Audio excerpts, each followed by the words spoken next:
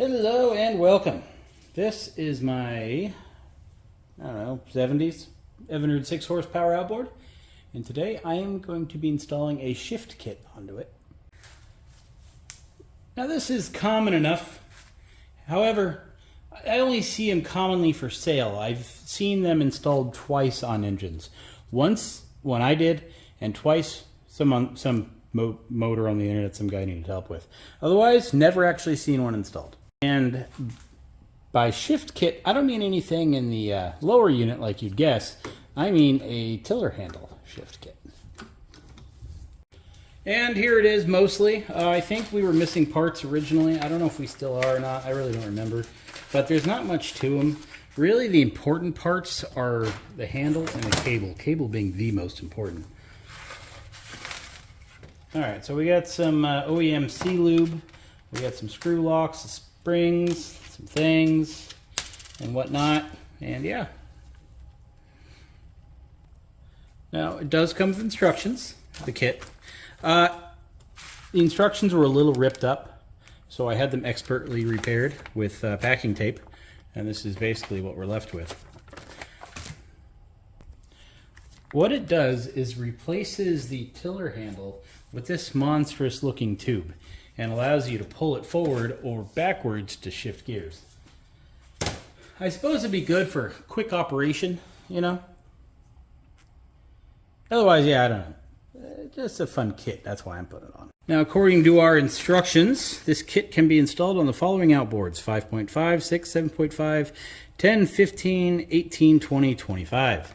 But we also notice a little asterisk, remote control adapter kit required, and that is right on our 6 horsepower.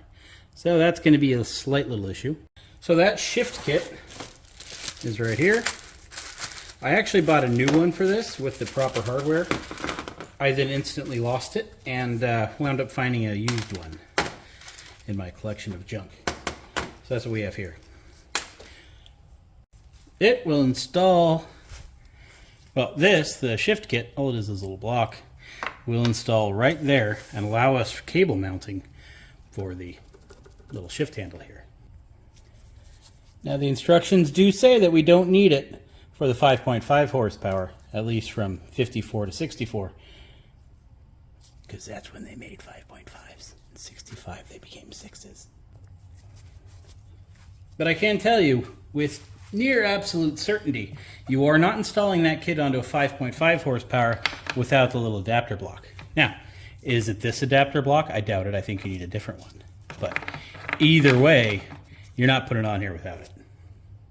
Now, the kit is old. It's part of the OMC accessories, as you see. This one is from 74, I believe. At least that's 73. At least that's when the instructions were printed and or the kit was designed or assembled, or I don't know. So anyway, this is probably from 73. We can see our parts list here of things it should have. If you notice, the 9.9s aren't on this list. They kind of are. It would just have different little bag of accessories, but the cable and shift handle are the same. It just mounts differently. So if you can't find the 9.9 15 horsepower version kit, you can still get one of these and just find the cable attachments elsewhere. Basically what we're going to do is we're going to remove all that stuff as illustrated in that picture. And then we're going to install this stuff as illustrated in these pictures, followed by some more steps over there, and it should be pretty straightforward. And mentions if it's too hard to shift with a 20 horse, you could change out that spring. Yeah, which is that little guy, I believe. Make it a little weaker shift. We're not using that though. So let's get the hood off to make sure we don't drill into a fuel line, which no way. Fuel line's down here, we're drilling up here, so we'll be fine. I already have a drill bit for this. I don't know what size it is, so not going to mention it. I just compared a number 10 screw. So the 1/4 is too big for that little slot. Number 10 fit perfectly, so I used a number 10. So we will put that about where it goes. It sits a nice little spot. We can move it left or right a little bit, but that doesn't really matter. I have a snap-on marking device, which will mark where my hole is going. So I'll put this about where I think it's probably supposed to go. and then scratch in a little hole with my little marking device.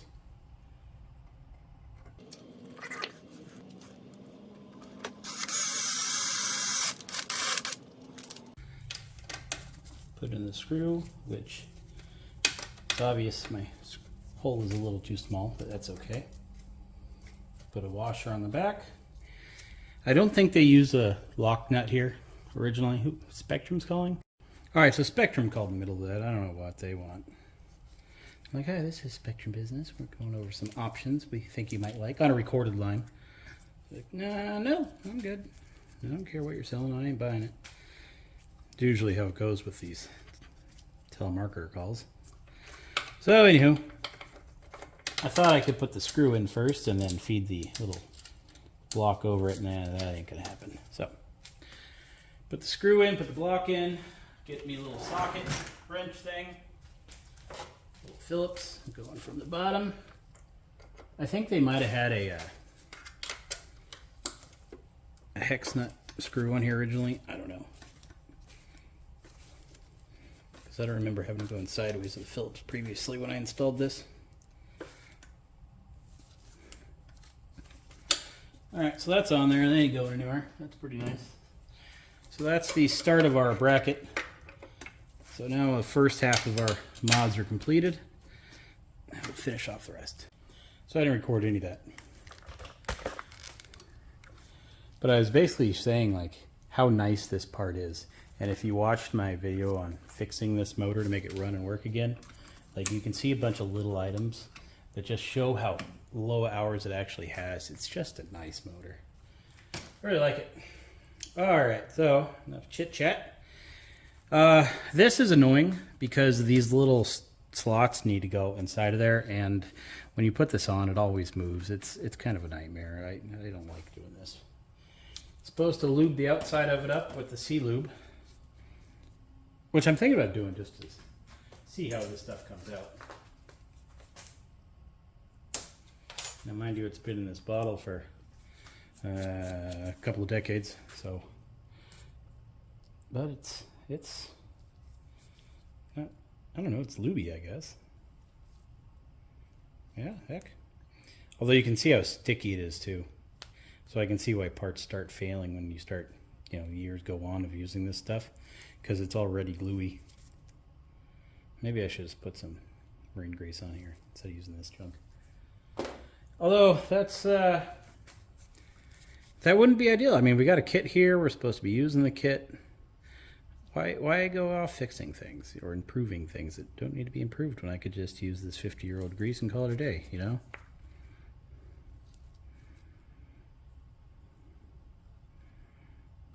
All right, good enough. All right, we got our time capsule lube installed. Now we got to install our steering handle, which is this half, and the screw would be down here. So that should be pretty difficult.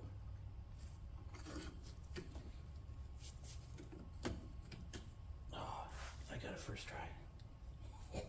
Oop.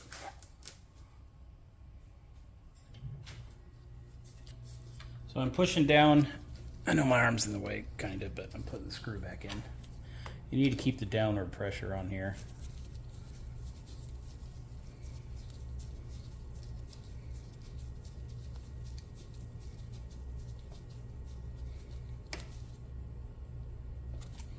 All right. We are off to a good start. All right, with the handle installed, we can work on the cable. It's kinda not easy by itself. So the cable is basically going to slide in through there, like so, and just sit there. This is free to move as it needs, which is going to be a slight issue for us for a little while. So this thing's all together, it's going to flop everywhere you don't want it to go. Because see, as you move the cable, the end moves, so it's not fun. Let me see if I can tie it up with something. Yeah, I'm just gonna have to fight it. All right, so this button is actually kind of the confusing part, because if you put this on now, which is nice and easy. It's not going to work because you can't get the button in there. This is a little detent, so you push this, it releases that little button down, which allows it to slide over the detents of this little inner track thing here that you can't really see that well. So button, pretty important, especially if you want to use this thing right. So we have two different openings. This is the opening our button's going into, and we got to make sure we get it right. We'll slide her on in, rotate it down. Doesn't really lock, but right there is kind of where it's going. Now the fun part is getting this cable onto this handle. See, it has this little spot brazed onto the end there. That little spot needs to go inside that little hole there. Now that is incredibly easy to do if you don't have that red button on. At least that's what I remember last time I did this. So we basically got to find the hole. There it is. Not really going in, but that's expected, I suppose. And it's going in. Come in, push it in a little bit, give it a little help. Alright, that's not helping. Come in from the back side where that little detent hole is. I'll use that to push. There we go. So it's good and flush now.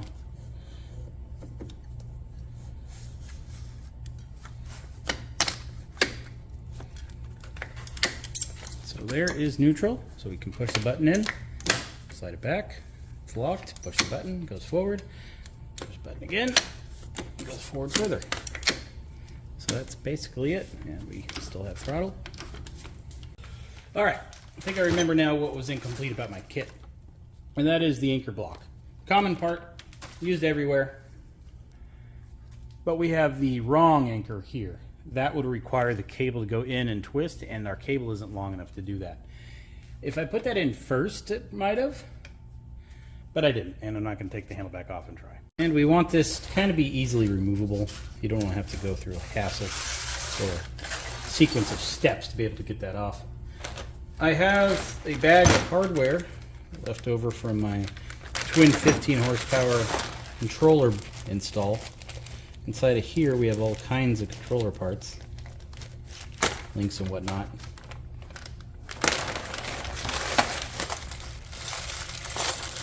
Those are clips that would hold the cables into the boat.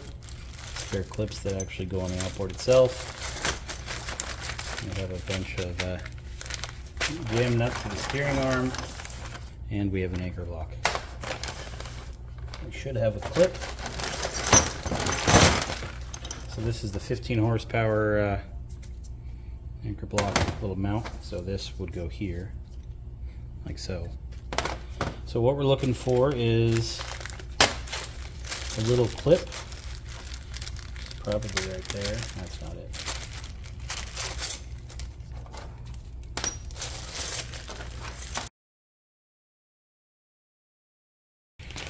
Instead of pulling out the first bag I saw, if I pulled out the second, it would have been much easier.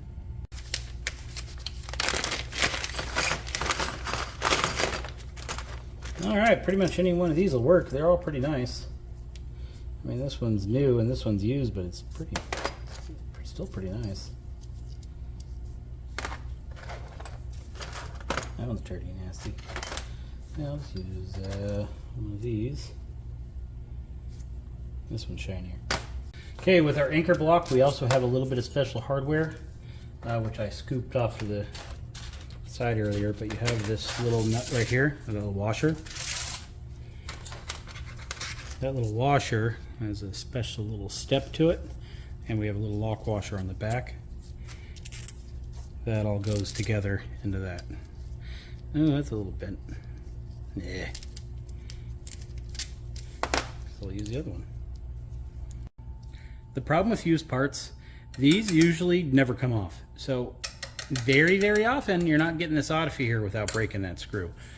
I've already made sure that screw is going to come out, and it does. So we lucked out there. But if you're using used parts, you should be warned of that. There's a very good chance that that's going to break off. Happens all the time. And with that said, you want to take precautions to make sure that when you get bored with this kit, the screw comes back off. So what we're going to do is use some of the gasket compound. Now I wouldn't go buy this big old jug if you're just doing this project, but if you've done anything else on the outboard, you probably already have some of this. If you don't, just use anti-seize or something, anything, and you can use grease for all I care, just something to prevent that from seizing in on you.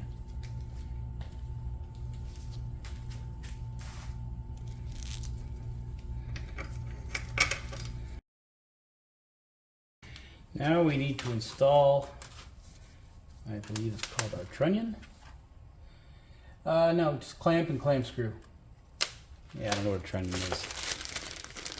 And our little cable casing guide. Look at that beauty. Woo-wee. Usually you don't see them new.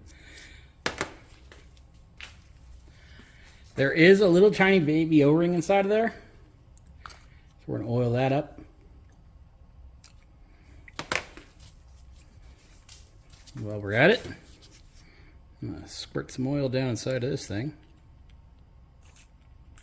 I don't know if it'll do anything or if it's a bad idea, but I'm putting some in there anyway. Perfect.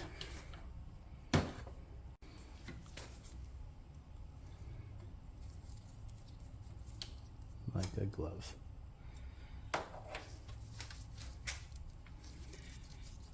Most of the time, people will over tighten these and it will crink the end of the cable. Because basically what this is going to do is go inside of here. You're going to tighten these two screws. It pinches onto the wire and it doesn't come off.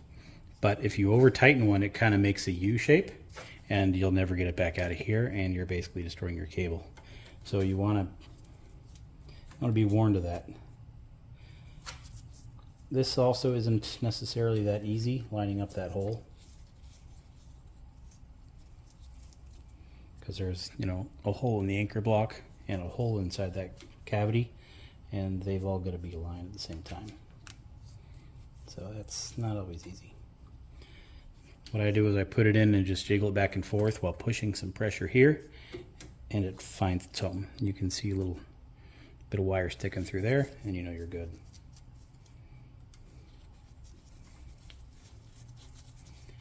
Just going to put these in a little bit, just kind of hold it for me for now. And I will swing the cable over the front of the motor, about where it goes.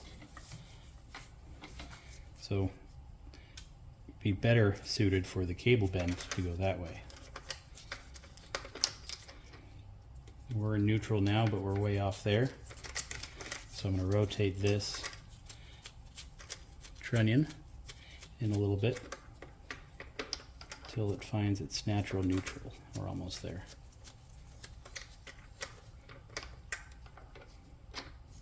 So right there.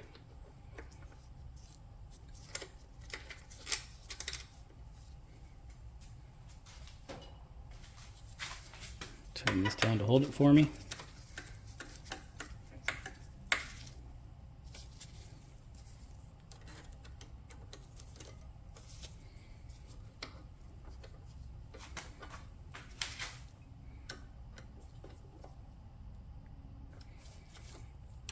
A little bit snug. And if you see that slot, this has a little slot.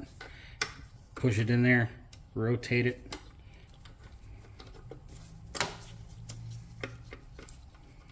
Yep. The angle the cable's going, causing a little pin to bind. No biggie. It's on now.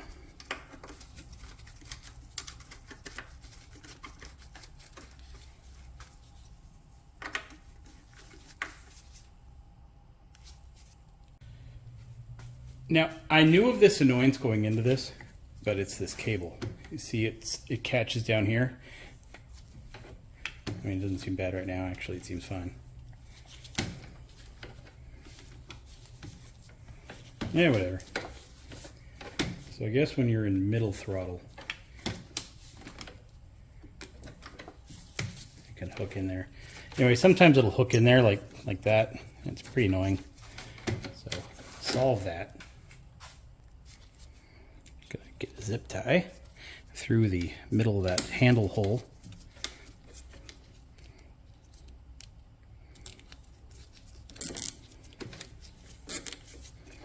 Just to keep that cable up for me. So you can still move it around. I don't like the zip tie, don't get me wrong, but it makes that cable slightly less annoying. Now, one last but probably most important is this tiny little clip that came with our kit. That will go right there on that tiny little thing. Little indent for it. There. That eliminates the cable's ability to slide backwards when you're pushing it in reverse. So there is our reverse. Oh, I already spun the flywheel over till I found where the gears won't mesh. So that is it. If you notice, pushing the button, reverse, neutral, and forward. Now some fine tuning of the trunnion. What I'm going to do is just kind of loosen this up. Make sure our shifter is right in the middle. We don't want any forward pressure to be grinding away on the clutch dog. And we just make sure this goes right in. Looks like a little turnout. And we will be right there. So we don't need the button to shift back into neutral, but we do need it to shift into gear. So that's kind of nice. Because, you know, you're cruising along, oh no, a small deer. You know, you can get into neutral real quick. Or get into reverse if you push the button. So you don't have to look behind you. Yeah, that is pretty nice. The other advantage it has is it gives you a little more handle. So instead of our handle being, you know, right there, we're another few inches away. So if you had a small boat, like a little canoe or something, and you want to get further forward, that might help a little bit. But you're also going further forward, but still having quick and easy access to shifting. Unlike your other attachment, which just allows you to put a pull on it to get further forward, you're not shifting with that. With this, you are. Well, let's go try it out. All right, got the boat in the water, got it all set up. The only thing I really don't like about this thing is you can't really trailer it with all of the outriggers on the top on, or the motor. So it's kind of a nightmare to get set up once you get out here. I don't know, it takes 15-20 minutes. But I guess in the boating world it's, you know, it's fine, but kind of annoying. Now, since it is just me out today, I am going to need to fill up the ballast tank. Wakeboard boats aren't the only boats with ballast tanks. I got my sandcastle bucket here, complete with the baby shark. I'll just get some counterweight in here. I'm going to give the outboard a minute to warm up. Now, people don't like motors this old because they say they're, you know, old and unreliable. I haven't started this thing and it's going fine.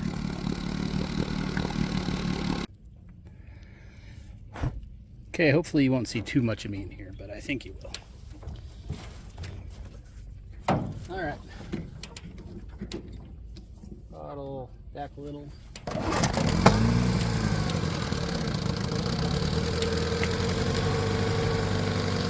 So it'll take some getting used to as far as where the position of this is versus the throttle. And that's pretty easy. Now, this is a no-wake zone, so we can't really go out here at full speed. We'll get out of the marina and hit the open water and see how we like it.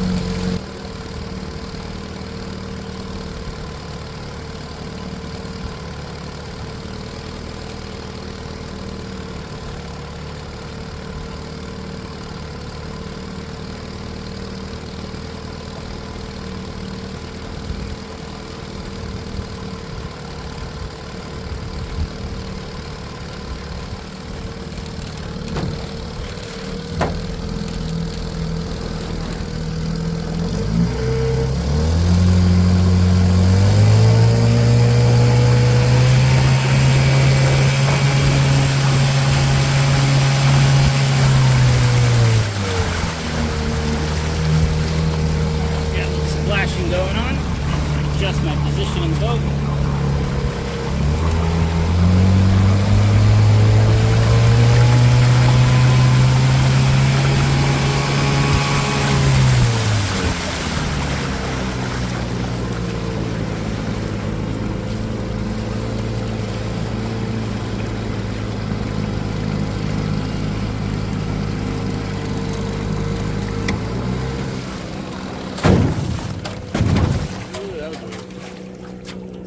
went by. It dawns on me now that this isn't a full speed boat with the outriggers on because it just splashes.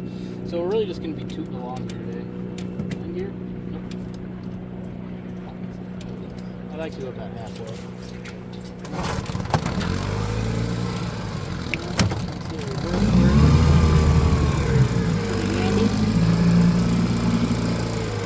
Down, shift neutral, and forward. Effortless. Let's take it over to the beach. See what we think. All right. The top is a little shake, a little sagging on that side because I took the pole off, the strap off, so you wouldn't see it in the shot of my rear camera there. I'll straighten that out for you. All right. Well, let's turn this bad boy around.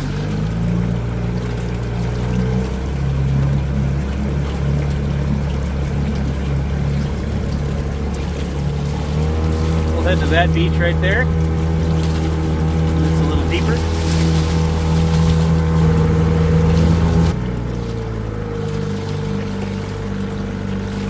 Oh no, rocks. Oh, that's handy. And yes, I was aiming for the rocks. But once you get used to this is quite easy because you don't have to look behind you and grab the handle.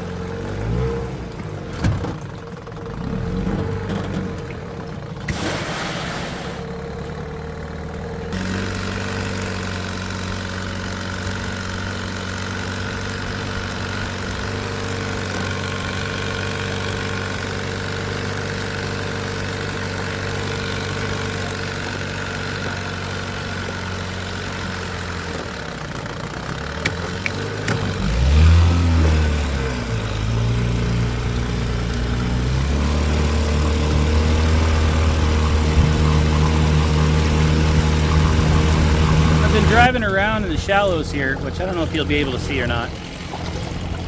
You can kind of see the bottom.